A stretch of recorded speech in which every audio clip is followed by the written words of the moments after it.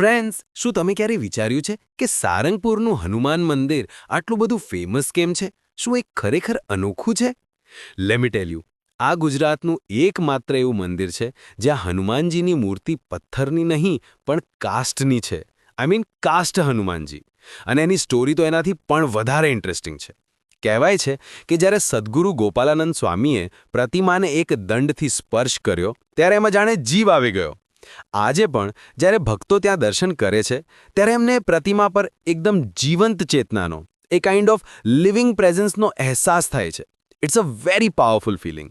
મંદિરમાં સંતો રોજ નિયમિત પૂજા અને આરતી કરે છે and people have this strong belief કે અહીં કરેલી પ્રાર્થનાનું ફળ તરત જ મળે છે. તમારા જીવનના બધા કષ્ટો દૂર થઈ જાય છે. સારંગપુર, શ્રદ્ધાનું તીર્થ. જય સ્વામિનારાયણ.